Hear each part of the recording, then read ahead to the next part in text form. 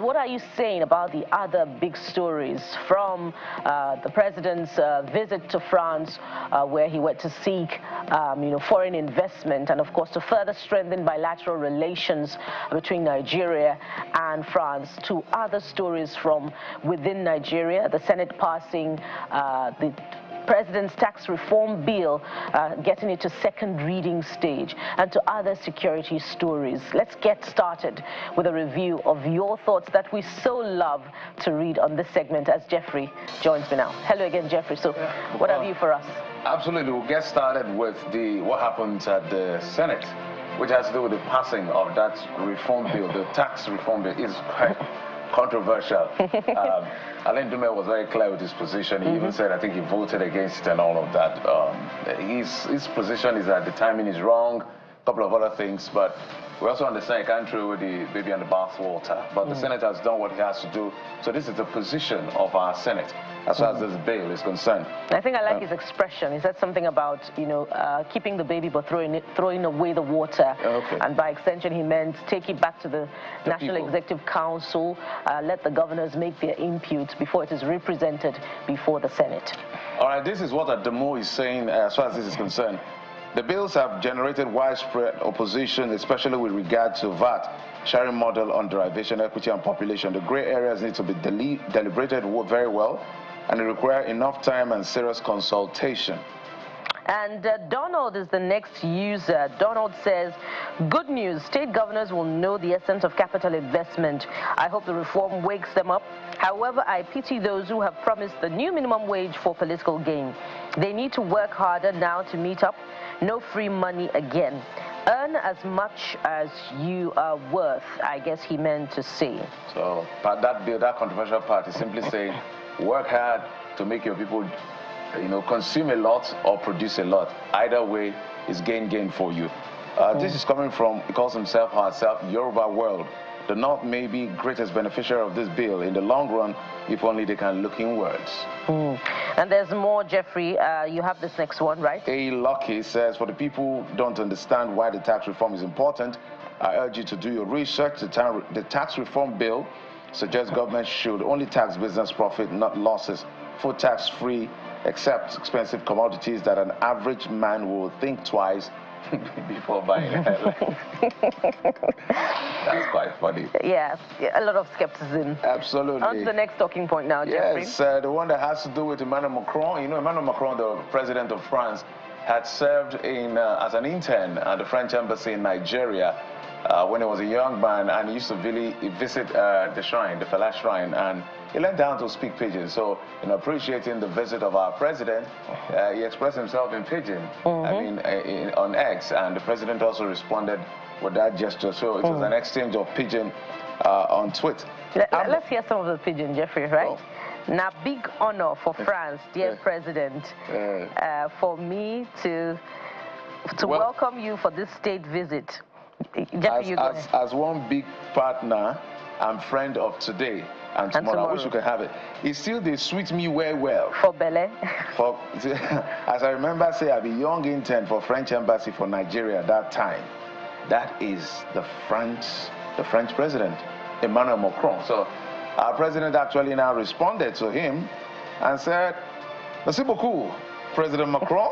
Now, big privilege. They strengthen this bond where join Nigeria and France together. You sweet me well to hear say these memories of your time as young intern for Nigeria still they inspire you. It shows say the connection between our two countries is strong and will continue to be strong. So that's the much you can take." So diplomacy went Pidgin. It's beautiful to see something really, of the seriousness at the end of the day. All right, so these are the reactions of the people. Let's get to you guys. Ahmed, you said the president seemed to be showcasing the potential of Nigeria to the world. We should be lucky to have one of the most decorated Nigerian presidents. That is, I don't know what you were hiding, with good intention. Well, David O, maybe it's another David O, who's writing in, he says, Macron, they write for Pidgin. It's high time we make Pidgin our official language. What do you think about that? Well, it's the only language that everybody speaks. Maybe one of our official languages. Yeah. Well, Well, I don't want to go there. I wanted to say something. Kelechi says, Pidgin don't get international recognition with that. Yeah. Pidgin, Nigeria, official language. Sorry, I'm not going to interpret for our international audience. Just ask a Nigerian around you. The idea is that we're trying to export Pidgin. Well, Adamson says, Macron, now man you be, we love you. They feel like make I visit France, come do intern like you did in Nigeria. So everybody has gone the Pidgin way now in this exchange. Idoko says, I love this concept of using Pidgin. It is part of our identity and status and stands us out among community of nations. So there's Pidgin in Nigeria, in Ghana, in several African countries. But I think Nigerian Pidgin is the best. And in Nigeria, I think the Warri Pidgin is the original Pidgin. So which one is the fake Pidgin, Jeffrey? I do not know.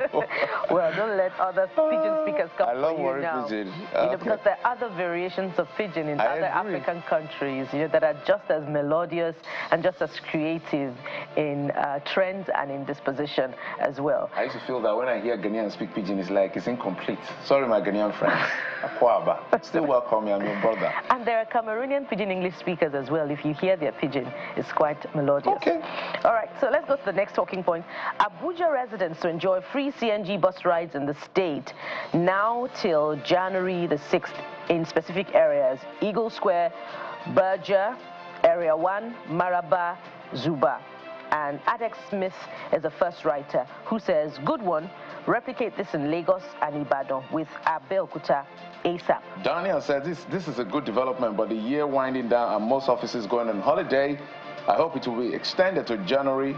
I think they just did, because that is when we will need it the most. Absolutely, particularly during the Yuletide when Nigerians begin to travel home. Benedict is the next user. Benedict says, kudos, but there are better ways to manage it by giving experienced transport entrepreneurs.